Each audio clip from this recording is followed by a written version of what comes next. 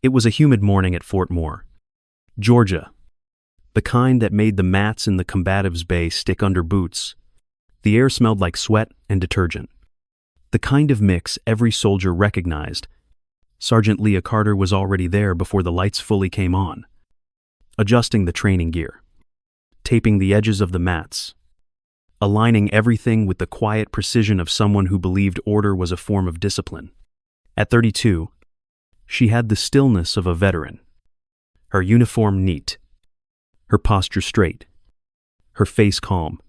When the clock hit 6:30, she was already through her warm-up, breathing slow, her eyes scanning the room as recruits started to file in. Lieutenant Marcus Briggs arrived last, his voice cutting through the morning stillness like a trumpet blast. He was tall, confident, and carried himself like a man who thought command was the same thing as control. The younger soldiers straightened quickly when he entered, responding to his tone more than his rank. Briggs liked to make an entrance, liked the sound of his own authority bouncing off the cinderblock walls. When he caught sight of Carter already working, he grinned and tossed a comment her way about how some people tried too hard to look perfect. She didn't react, just nodded, replied with a quiet acknowledgement, and went back to work. By 7:15, the class was in full swing. Boots scuffed against the mats. Grunts filled the air, and the rhythmic cadence of drills gave the room a pulse. Carter demonstrated grappling techniques with effortless control, her movements smooth, efficient, every adjustment made with purpose. When she corrected a private's hand placement, she did it gently but with authority. The recruits started to notice her tone was calm but firm, and even in silence, she commanded focus. Briggs watched her with a smirk, occasionally calling out comments meant to reassert dominance. But the more he spoke, the less anyone laughed. Later that morning, after the session ended, Carter stayed behind to clean up while others headed to chow. Briggs lingered near the door, pretending to review notes, but watching her out of the corner of his eye. The younger soldiers whispered as they passed by. They couldn't explain it, but there was something different about her. It wasn't just her discipline. It was the way she moved, the way she never raised her voice, the way she seemed unshakable. Fort Moore had seen plenty of tough instructors, but not one like Sergeant Leah Carter. By the end of that day, the whispers had already started. No one said it out loud yet, but everyone felt it. There was more to her than anyone knew. By Friday afternoon, the air inside the combatives bay felt heavy, almost electric. The mats had been scrubbed clean that morning, but by now, they were slick with sweat and dust from boots. Fluorescent lights buzzed overhead while the recruits gathered in a wide circle, their faces tight with the anticipation that always came before something they didn't fully understand. Lieutenant Marcus Briggs stood at the center of the mat, voice sharp, confidence radiating like heat. He called Sergeant Leah Carter forward, his tone too casual for a demonstration. Carter stepped into the ring without hesitation, her movements measured, her boots whispering against the mat. She stopped an arm's length away from him, posture straight, chin level. Briggs turned to the watching soldiers and started explaining a takedown that was more show than instruction. His words carried a smirk. He talked about strength, mass, and leverage, glancing at Carter each time he said smaller opponent. Some recruits chuckled awkwardly. Others looked away. Carter's expression didn't change. She waited, hands loose, her breathing slow and steady. When he ordered her to attack, she nodded once and advanced with textbook precision. He countered roughly, gripping too hard, twisting her wrist farther than protocol allowed. She stayed calm, controlled, even when he yanked again to make a point. Briggs's frustration grew each time her balance didn't break.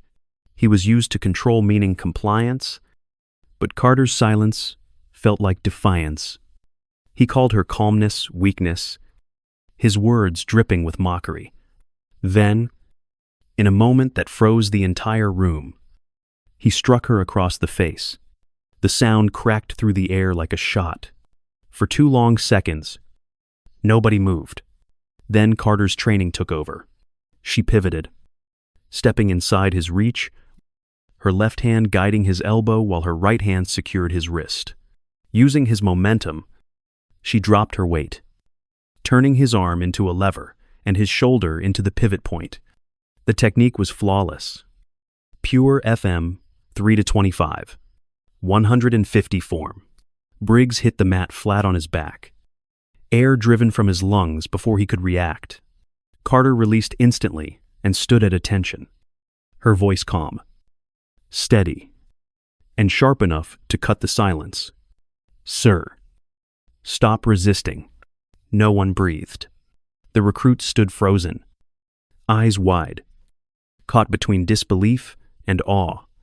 Briggs stared up at the ceiling, his face red, pride shattered. The only sound left in the bay was the hum of the lights and the faint rhythm of Carter's controlled breathing. The combatives' bay stayed silent long after the fall. The smell of sweat and rubber still hung in the air. But no one spoke. The recruits filed out in small groups, their boots thudding softly against the concrete floor.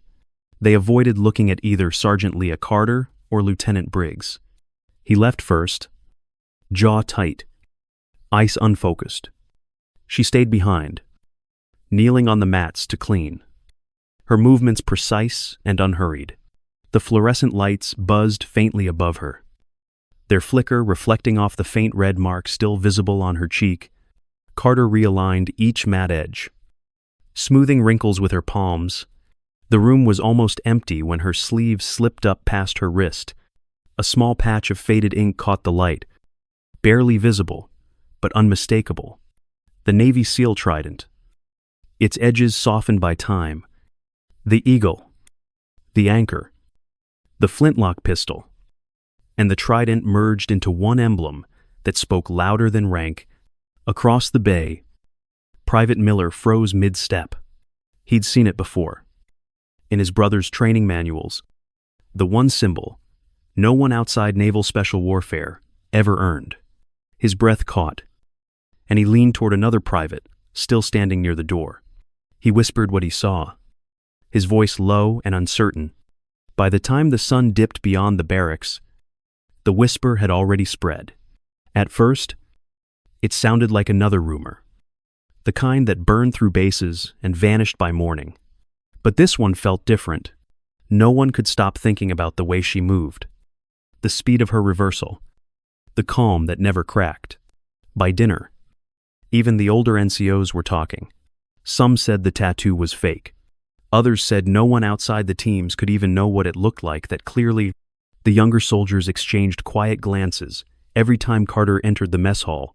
She ate alone, as always, posture straight, tray balanced, her expression calm. The room quieted around her without her asking. When she stood, the scrape of her chair sounded louder than any word. She nodded politely to the kitchen staff and left without looking back. By the time lights went out across Fort Moore, the rumor had taken root. The calm sergeant with the scar and the SEAL trident was no longer just another soldier. She was becoming something else, a story waiting to be told. 2 days later, the air at Fort Moore felt heavier than usual. By 700 hours, word had already spread that Command Sergeant Major Robert Hayes was coming for an unannounced inspection. Soldiers moved with nervous energy, barking orders and scrambling to make everything look perfect. Boots pounded against the tile. The smell of disinfectant filled the hallway, and the hum of tension ran through every barracks. In the combatives' bay, recruits rushed to realign mats, coil straps, and polish helmets. Leah Carter, as always, was already there. She didn't rush. She worked with quiet precision, adjusting the mats one corner at a time, her movements efficient and steady. While others panicked, she looked almost serene, as if the chaos around her didn't apply. When the clock hit 8 sharp, Hayes entered the bay with 2 officers and a medic team. The room snapped to attention, His presence filled the space without him saying a word. Briggs stood tall, posture perfect, trying to hide the unease that hadn't left him since that Friday. Hayes nodded once, signaling them to continue their training while he observed. For a few tense minutes, all was quiet except the rhythm of drills, the squeak of boots, and the slap of mats. Then the siren hit. Red lights flashed across the walls. The alarm blared, cutting through every thought. Drill protocol. A simulated casualty response. But it didn't stay simulated for long. A private near the far wall lost his footing, his boot catching the edge of a mat. He hit the concrete hard. The sharp crack that followed told everyone it was real. His scream echoed through the bay. Blood was already pooling by his elbow where bone had torn through the skin. For a second, no one moved. Then, Carter was there.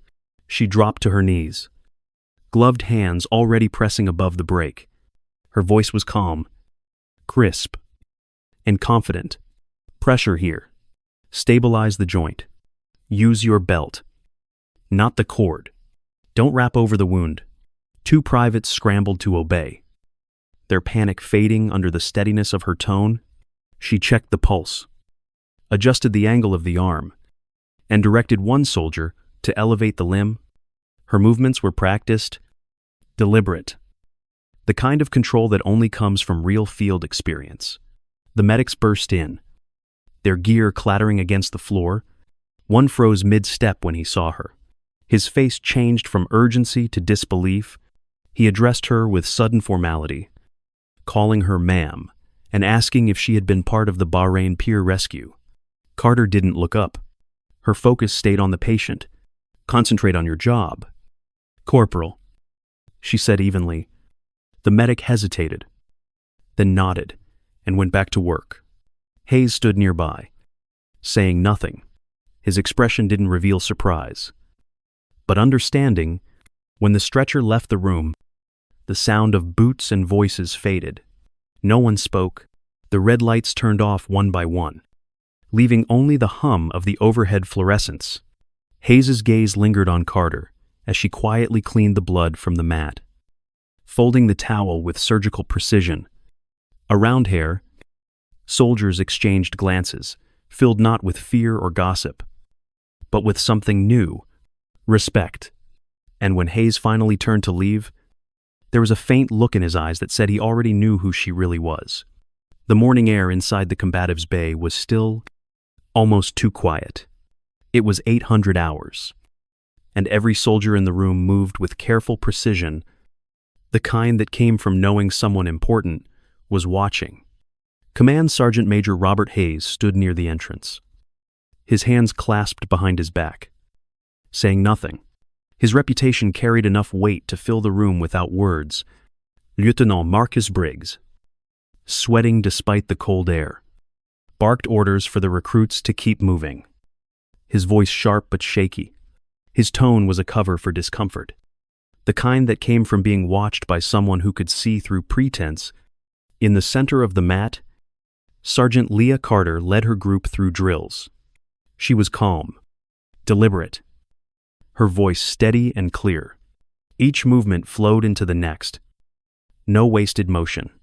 She demonstrated the underhook to sweep transition, guiding a recruit's balance off-center, rotating through the hips, and finishing with controlled momentum. The soldiers followed her closely, their focus unbroken. Hayes watched her, expression unreadable, eyes narrowing just slightly, as if measuring something deeper than technique. The room's rhythm was slow, almost reverent, as if everyone felt that something was building but couldn't yet name it. When the exercise ended, Hayes spoke for the first time. Sergeant Carter, approach. The room froze. She stepped forward, her boots making soft sounds against the mat. Hayes pulled a secure tablet from a black case, the screen lighting his face with a faint blue glow. The red header read, Classified, Naval Special Warfare. Dev Gru. The words seemed to echo, even though no one said them aloud. Hayes held the tablet where everyone could see and asked if the file was hers. Carter didn't hesitate. She stood at attention, hair gaze steady, her voice calm.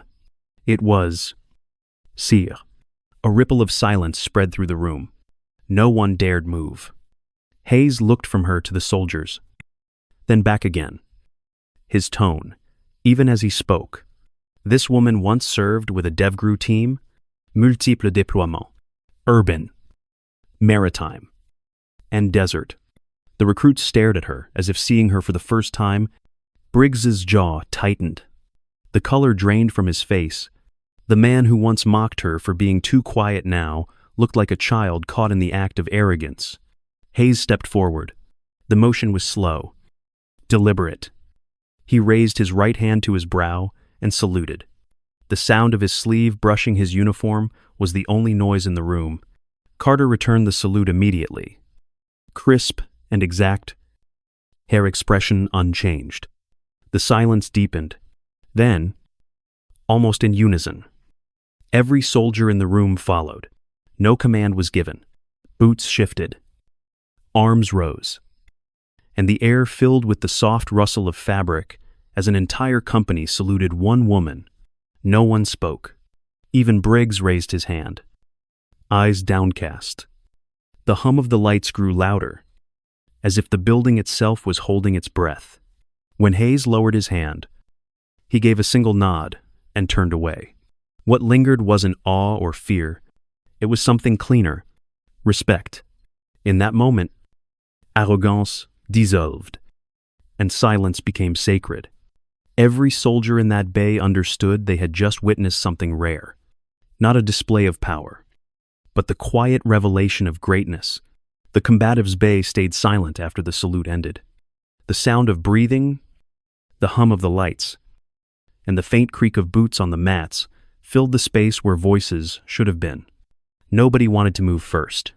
Lieutenant Marcus Briggs stood near the edge of the group, his hands at his sides, staring at the floor. His jaw worked as if he wanted to speak but couldn't find the words. For the first time since arriving at Fort Moore, his presence didn't command attention. It carried humility instead of pride. He finally stepped forward. The air shifted slightly. The soft scrape of his boots echoing across the room. He stopped a few feet from Sergeant Leah Carter, his voice low, steady but strained. Permission to speak. Sergeant. She nodded once, granting it with the same calm she always had. Briggs took a breath and said what everyone knew needed, saying, he had disrespected the uniform. He had disrespected her. He admitted that he let ego guide him instead of discipline, that he thought rank meant wisdom when it only meant responsibility. The words came haltingly, stripped of his usual sharp tone. It wasn't an officer speaking to an NCO. It was a man admitting he had been wrong. Carter didn't interrupt. Her posture didn't change. She listened with the quiet patience of someone who had seen worse and learned to measure her reactions carefully. When he finished, she spoke only once. We all keep learning. Lieutenant, the simplicity of it hit harder than anything else could have. Briggs nodded, his throat tight, then drew himself to attention. His salute was crisp but slightly trembling, his hand shaking as it rose. Carter returned it perfectly, smooth, deliberate, without a trace of hesitation. Around them, no one spoke. No one shifted. The recruits watched, understanding they were witnessing something more valuable than any drill. It wasn't punishment. It was growth. When Briggs lowered his hand, there was no need for more words. They both understood. Respect had been restored, and something larger than pride had taken its place. The silence that followed wasn't awkward or forced. It was earned. The bay stayed quiet after the salute. The air felt heavier than before. But it wasn't tension anymore. It was respect. No one wanted to move first, as if stepping too quickly might disturb something sacred. Lieutenant Briggs left quietly, his steps slow, his head lowered. The rest of the soldiers stood in place, unsure of what came next. Sergeant Leah Carter resumed cleaning the mats as if nothing had happened. Her calm returned everything to order. one small motion at a time. Then Private Miller stepped forward. He was the youngest in the group, barely out of basic training, and his hands shook as he uncapped a black marker from his pocket. He crouched where Briggs had fallen 2 days before and drew a small X on the mat.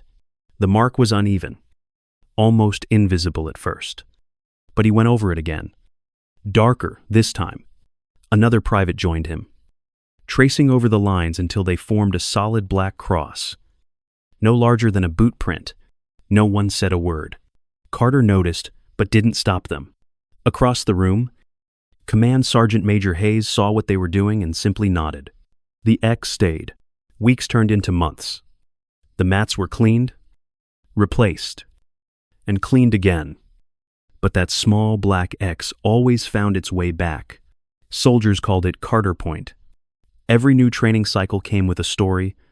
Instructors would tap their boots near the corner and tell recruits that it marked the place where arrogance met respect. No one wrote it down. It wasn't in any manual. But everyone understood. When trainees passed that spot, they stood a little straighter, their tone a little quieter. Some said it was habit. Others called it reverence. Years later, Fort Moore changed leadership, training standards, and even building layouts, but Carter Point remained. When new mats came in, someone always redrew the mark before the first class began. It was never ordered, it just happened. The story became part of the air there, whispered in low voices, retold during late-night cleaning shifts, or before evaluations. No one called it legend, but everyone knew it was one. It wasn't about the fight or the rank. It was about humility, discipline, and the quiet kind of honor that never fades. The months after the incident passed quietly, the combatives bay at Fort Moore returned to its usual rhythm. The sound of boots striking mats filled the mornings again, followed by the sharp calls of instructors and the steady hum of training drills. Yet something had changed.